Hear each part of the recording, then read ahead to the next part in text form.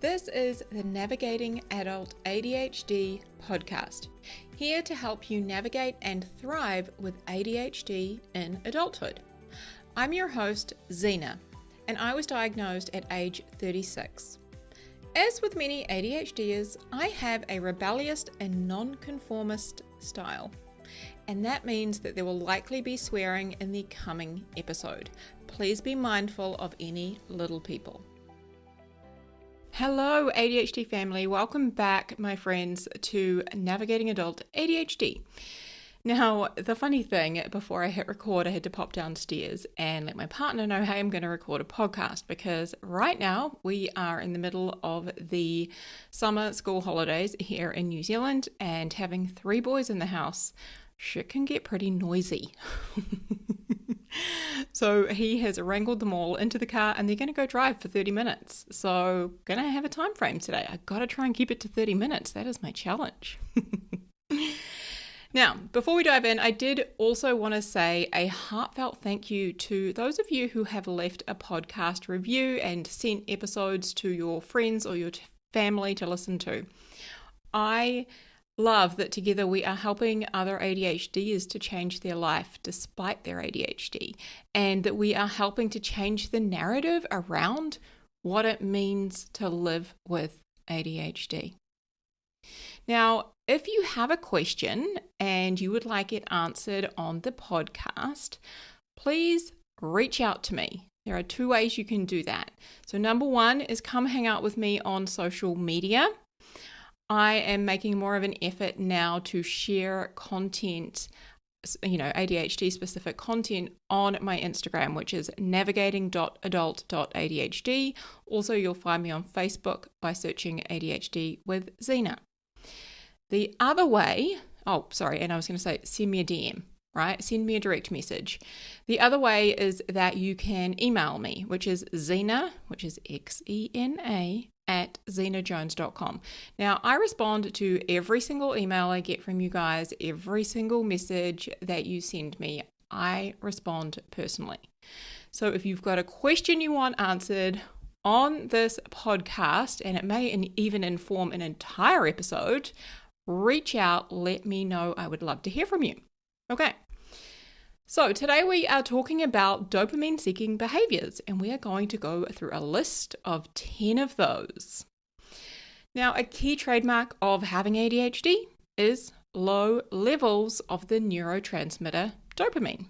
Now, I think one of the best ways that I have discovered to think of dopamine is like a conductor for an orchestra.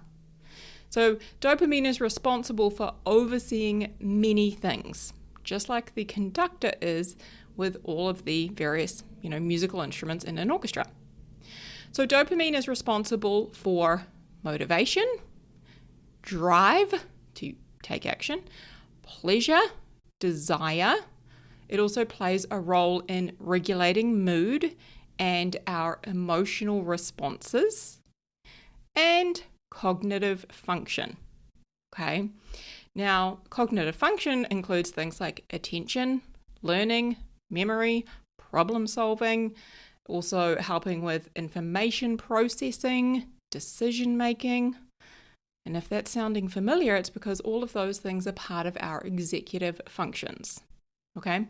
So it's fair to say that dopamine is important, and it plays a big role in a variety of different things in our brain and ultimately in our lives. Now, people with ADHD, we tend to be more restless as our brains are constantly seeking ways to increase our dopamine levels. So if you have or often feel restless, this is why. Now, back in episodes number 12 and 13, we did a deep dive on understanding dopamine in the brain as it relates to us ADHDers. So if you haven't listened to those, or even if you want to go back and listen, it's like a masterclass on dopamine, episodes 12 and 13.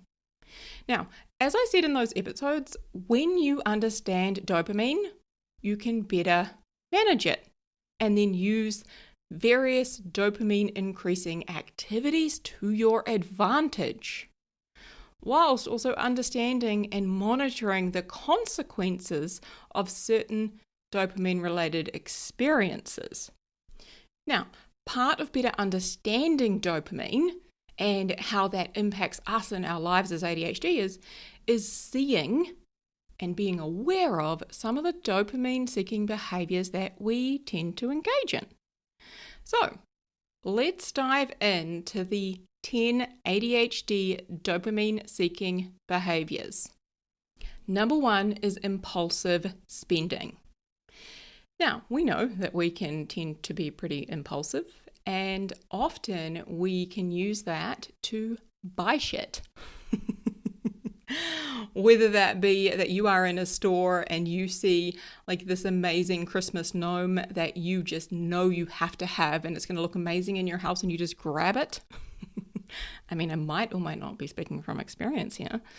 Or, you might maybe shop online. I went through this phase where I would scroll the internet and I would add things to my cart. I was looking at clothes and shoes and homeware and what have you, and I was always adding stuff to my cart. And every now and again I would buy something. And the ones that I often regretted were the ones where I didn't put a lot of thought into it and I just, bought it on the spot. I have got a number of those things that have ended up being donated to charity. But of course, we get the dopamine, right? We get the dopamine when we buy the thing. We get the dopamine thinking about it coming when it arrives and we unpack it. And then sometimes we're met with, damn it, why did I buy that? Or that's not as great as I thought, or what have you. But spending, I think it speaks for itself. Impulsive spending is definitely on the list. Number 2 is substance abuse. So whether that be drugs or alcohol, it may even be something like gambling or being addicted to porn. We ADHDers tend to have a very all or nothing mindset. And we can often, because of that, be very all as it relates to substances that provide us with dopamine. And we know that as ADHDers, we can, I always thought I had an addictive personality, but now I know it is common for people with ADHD to easily become addicted to things because of that dopamine release that we get. Okay, so substance abuse is common for us. We could even add perhaps cigarettes to that list. One of my closest friends and fellow ADHDers has struggled to give up smoking cigarettes for a large number of years. And it is the thing that she just goes to time and time again, and it provides her with that source of dopamine. Now, if we were to go back and listen to episodes 12 and 13, I explained there how you never get the same high or the same amount of dopamine as that initial high when, perhaps it's from drugs or alcohol or you have a big win at gambling or what have you. You never get that same high. So you're always trying to seek that. And therefore it becomes something that you do more and more and abuse to try and ultimately get that dopamine back. Number 3 is scrolling your phone. Is it fair to say we all do it, or is it just me? I have been, I don't want to say guilty of this because I don't want to put any shame on anyone who does any of these, but in my life this is something that is a very habitual source of dopamine for me. Like I sometimes I'm scrolling my phone and I'll be like, what the fuck? When did I pick this up and start looking at it? What am I meant to be doing? But, scrolling our phone, there are so many different apps that we can go through, whether it's social media or we might be on YouTube looking at a video, or I often use Pinterest to look up recipes and end up down a rabbit hole. Scrolling our phone is such an easy source of dopamine. It is practically attached to us all the time. Our phones go with us everywhere. So scrolling our phone is definitely a very easy source of dopamine. Number 4, hyperfixating on new things. Whether it be people, we often hyperfixate on new people that we have just met, but we often sometimes hyperfixate on songs as well. Now, I have had the experience many a time where I have met a new person and thought, oh my God, this is like the best person ever. I am going to become friends with them and we're going to be best friends and I love them and they're incredible. I need to know everything about them. We can also do this when we're dating. right? Hyperfixating on new things. And with songs as well, we often listen to the same song on repeat over and over until we get sick of it. And we're getting that dopamine from it. Number 5 is extreme sports. All right. So whether that be, dirt bike riding or jumping out of a plane and skydiving, bungee jumping, right? There are so many different extreme sports. It might be water skiing, whatever. Extreme sports is often a source of dopamine for us ADHDers. I will never forget my 16th birthday. My parents said to me, "What do you want? Let's make it something memorable." And I said, "I want to go skydiving."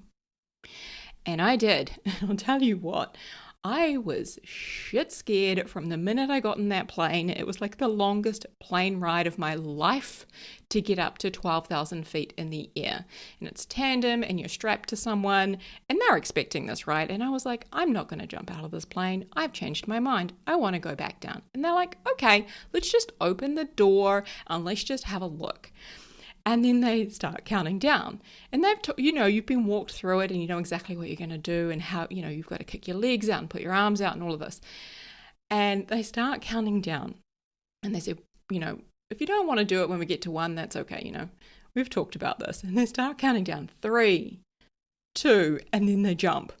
Like they don't get to 1 because everybody grabs the sides of the plane on 1 and is like, fuck this, I'm not getting out. But the point of the story is that jumping out of that aeroplane was, at that point in my life, the most incredible experience I had ever had. Instantly, as soon as the initial fear was over and you were free falling, holy shit, it was incredible. I just didn't want it to end. And I had probably the biggest rush of dopamine that I've ever had in my life from that experience. And I was adamant that I was going to become a skydiver and do it regularly. And unfortunately at that time, the nearest, skydiving school was quite a while away and I wasn't able to do it. And it was also incredibly expensive as a sport to take up. So I didn't, but I will never forget just how much dopamine that produced. At the time, I didn't know that's what it was, but I was like, oh my God, this is incredible. I feel amazing. And I've heard many stories inside of the ADHD books that I read from people who take up skydiving as a sport or something that they do regularly because of the amount of dopamine that it produces. And now that I know that, if I was to do a skydive, and generally they happen in the morning for, calmer weather and less wind, etc. But if I was to do that in the morning, I think I could come home and be incredibly focused and productive because the level of dopamine that must produce in your system is like off the charts. It was wild. Okay. All right. So that was number 5, extreme sports. So number 6, frequent travel. When I saw this, I was doing some research and frequent travel actually wasn't one that I had on my list. I had a huge list here of about 12 or 13 and I narrowed it down. And frequent travel made so much sense to me when I saw that because many of my friends, of my colleagues, I worked in the travel industry, right, for I think maybe 6-7 years. But so many of the people I know are frequent travelers and I love to travel. And so many of those people have also been diagnosed with ADHD later in life. I was like, that makes sense to me. So frequent travel, we get so much dopamine from new experiences and seeing new places and experiencing new cultures and trying new things. That to us is like candy to a toddler. It produces so much dopamine. And for those of you who don't know a little bit of my backstory, I worked obviously in the travel industry, as I said, for about 7 years. I started my own solo travel business for women. I hosted trips and retreats around the world. I spent 6 months traveling solo in South and Central America. I've been to almost 50 countries, I think. Travel is a big part of my life and it speaks to the value of freedom that I have. That's one of my values. But I now get why I love travel so much. Not only does it align with my values, but it also produces a beautiful source of dopamine. All right, number 7, driving fast. So whether that be speeding, driving cars or motorcycles fast, driving fast produces dopamine. It gives us that rush. I have to be honest with you, I'm blown away that I haven't received more speeding tickets in my life than I have, because I do like to drive fast. I also like to be very mindful of, driving safe and, sticking it to the road rules and all of that. Like, I got a big value on integrity, so I get that. But generally, I can also speed. So it's like this tug of war in me. But many ADHDers that I know like to drive fast. Having been in the car with my best friend, yeah, it makes so much sense now. All right, number 8 is eating when you are not hungry. So this might look like snacking all the time. It can also be binge eating, and often choosing sugar, like having a fixation for sugary foods or carbs. So unfortunately, many of us have, especially as we've been undiagnosed ADHD, we have perhaps had a challenging relationship with food because we either have been binge eaters, I've talked about that before on the podcast, or we can sometimes snack obsessively. Often we can become addicted to sugar or, carb-related foods.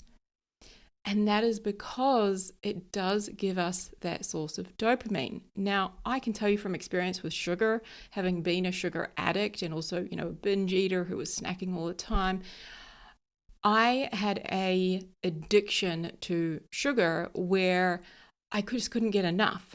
Like, I could eat a whole packet of lollies and then I would just want more. And the more you have it, the more you want it, and the more of it you need to try and get that same dopamine release. So this whole eating when you're not hungry is definitely a source of dopamine, or it's kind of a dopamine seeking behavior. I think that's a better way to put it, that we can engage in. Okay. And I notice personally when I'm tired, that is one that I will kind of lean towards. It's like a really easy one to be able to kind of move towards. And I don't often consciously know, hey, it's because I want some dopamine. Number 9 is video games or playing games on your phone. So we have, as I've said, 3 boys in this house, and they've got an Xbox downstairs, and we limit the amount of use that they get on there.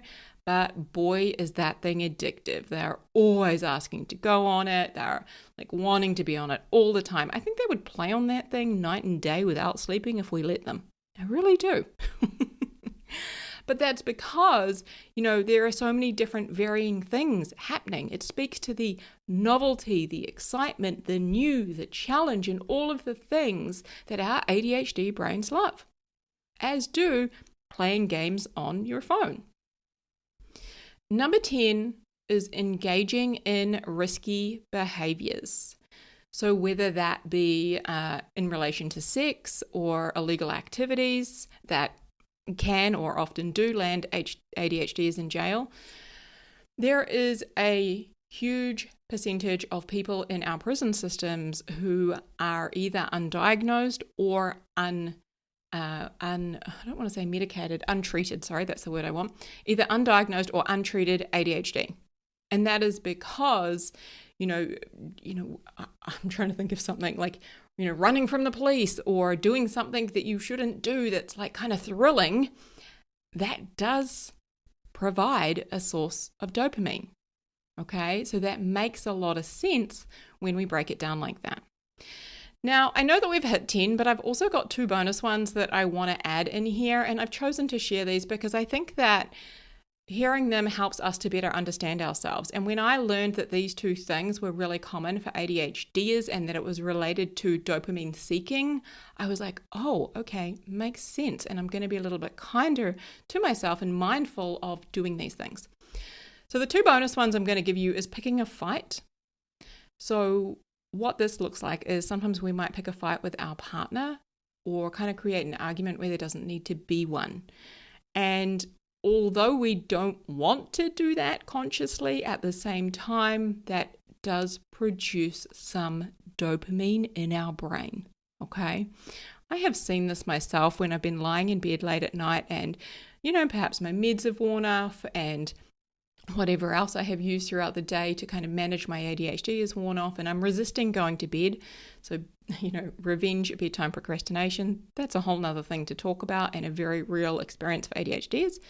So I'd be lying in bed at night, and this has happened on a couple of occasions, and my partner and I will be chatting about the day or something, and I'll just kind of push something or, kind of make an issue where there isn't one to kind of get a bit of a reaction, and then he'll get annoyed at me for taking it so far and not letting it go and push the boundaries. But that picking a fight is giving me a little bit of dopamine. Even though I always regret doing it, it still gives me that in the moment. And the other bonus one here is skin picking or squeezing. So if we, pick at our skin, whether that's around the skin on our nails or, it might be like a scab or, skin picking in general and squeezing. And by squeezing, I mean generally squeezing pimples or blackheads, what have you. That is also another common dopamine-seeking behavior for ADHDers, okay? So I'm curious, out of these 10 or let's say 12, how many of these have you engaged in? And how many of these are like regular go-to sources of dopamine from you? Now, there are some on this list which perhaps have some more negative consequences. So I just want to say, judgment-free zone, my friend. But I'm curious, how many? I also want to mention that in episode 20 of Navigating Adult ADHD podcast here, I shared with you 13 other tools that don't include meds, right? But 13 other tools that you can use to manage and ultimately thrive with ADHD. And many of those are geared towards increasing dopamine levels in, and I'm using air quotes, healthy ways, okay? And of course, one of those is exercise, which according to the research, and I have to say from my own personal experience and the experience of the clients that I work with, like exercise is one of the best ways that we can increase both dopamine and norepinephrine, which is another neurotransmitter that we in the brain that we have less of. But it's one of the best ways that we can, naturally increase our dopamine. It's basically free. There are so many forms of exercise we can do for free. It's natural. It's a natural source of medication for our ADHD brains. So I'm a huge fan of that. And I'm not saying like, you got to go start running 10-mile races. Unless you're a runner and you love doing that shit, great. I walk in nature. I walk every day. But it can be whatever exercise you enjoy doing, whatever that looks like. With regular physical activity, ADHD adults can raise their baseline levels of dopamine. Now, this is a game changer, okay? When we raise our baseline levels of dopamine, what that means is we are increasing the overall amount of dopamine that we have available to us each day. I have used the gas tank example with you guys before. So when we think about dopamine, let's say neurotypical people start the day with a gas tank that's half full, okay? As ADHDers, we start the day with a gas tank that is on a quarter full, okay? We have less dopamine.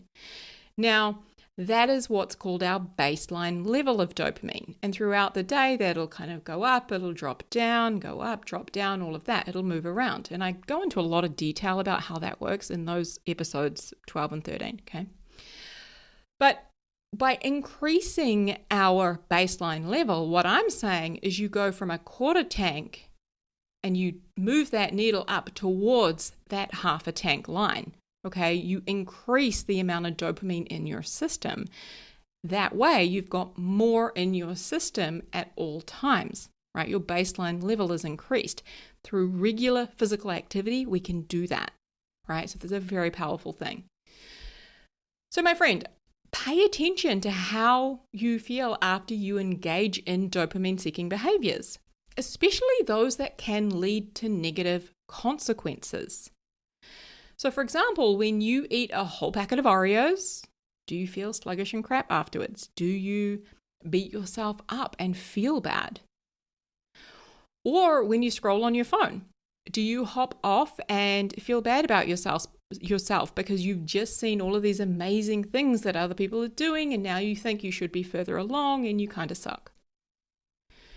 And also make a list of healthy sources of dopamine that you would like to have more of or use more in your life. For example, we have got a new family game called Skip Bo. I'm sure it's been around for years, but anyway, I was only introduced to it at Christmas time by my family. And we have taken up playing that. And this provides a great source of dopamine for me, whilst also connecting with family, connecting perhaps with my partner, with the kids, with it also, we're making memories, we're laughing, we're having fun together. Like that right now is such a great way for me to increase my dopamine. I'm loving it. Another one that I use throughout the day, especially when I'm here in my office and I spend, most of my day in here, I will hop up at random times throughout the day and I will do a few squats, I'll do some stretches, I might do some jumps, I'll mix it up. I'll do just various things to move my body around basically, and I'll do that for a few minutes. Now, in turn, I get dopamine, which then leads me to totally forget that I was probably about to go downstairs to the kitchen to get a snack or make another coffee or see what my partner's doing and maybe annoy him. Okay, which is also dopamine seeking behaviors. Okay, so that is one that I use, and it only takes a couple of minutes, but I use that, sprinkled throughout a lot of my work days. So, my friends, have fun this week as you pay attention to your regular sources of dopamine and some of the dopamine-seeking behaviors that you have. And play with the new ways that you can get some much-needed dopamine for your brain. And look at that, we're coming in under the 30-minute mark. Whoop, whoop. All right, huge love, everybody. I'll speak to you soon. Hey, friend. I know exactly what it's like to feel frustrated and confused with your ADHD and to wish that you could better understand what the hell is going on in your brain. And that's exactly why I created my coaching program, Thriving with ADHD. Inside Thriving with ADHD, you learn a step-by-step process to set and finally achieve your goals, to understand yourself and your ADHD. It's where you learn to feel better and manage your emotions and create systems and processes that work for you with your ADHD brain. This is designed for you to learn how to thrive with ADHD so you can create the life that you were meant to live. Visit zenajones.com/ADHD to learn more and book a consultation.